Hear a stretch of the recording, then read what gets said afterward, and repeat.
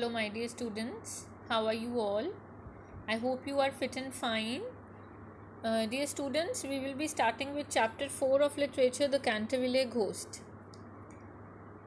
When Mr. Otis, a wealthy American, buys Canterville Chase, so this Canterville Chase is a bungalow and it belonged to Sir Simon de Canterville. Now, Mr. Otis has brought it.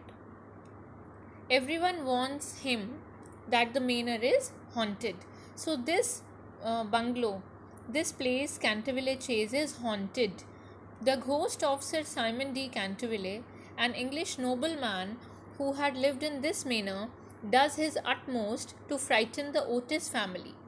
Read this passage to find out how the family deals with the unusual happenings in the manor. So this family, when they were purchasing the house, everybody warned them that Canterville Chase is haunted, but still Mr. Otis, who was the head of the family, he brought it. So now let us see what happens to them. The storm raged fiercely all that night, but nothing of particular note occurred. Fiercely means dangerously. The next morning, however, when they came down to breakfast, they found the terrible stain of blood once again on the floor. So maybe it was earlier also, but today also, when they woke up and came down, they saw this blood stain.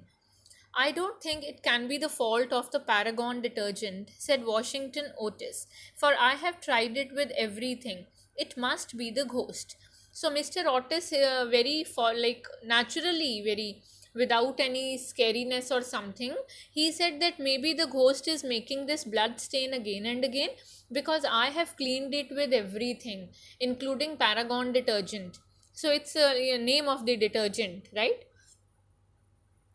He accordingly rubbed out the stain a second time, but the second morning it appeared again. The third morning also it was there, though the library had been locked up at night by Mr. Otis himself.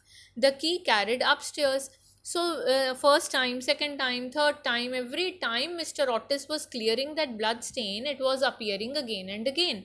And it is not possible to enter in the library, so the blood stain was in the library carpet, and it was not possible to enter the library again because Mr. Otis has locked it himself and he had carried the key with him. The whole family were now quite interested. Mr. Otis began to suspect that he had been too rigid in his denial of the existence of ghosts.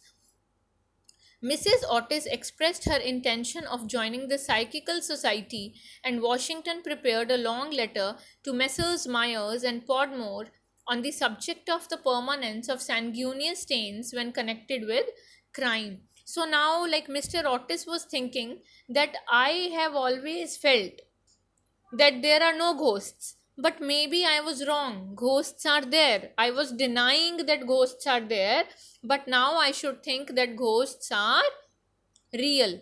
And what was Mrs. Otis trying? She wanted to join a society who deals with paranormal things, ghosts and all. And Mr. Washington was also wanted to, he was preparing a letter so that he can send it to the department, crime department, like if blood stains are present, like what, how should things went on, how should things go on and all that. So now they were preparing up themselves and they started believing that ghosts are real, they are present. That night, all doubts about the objective existence of phantasmata were removed forever. Phantasmata means blood stain, ghosts. So now there was a night when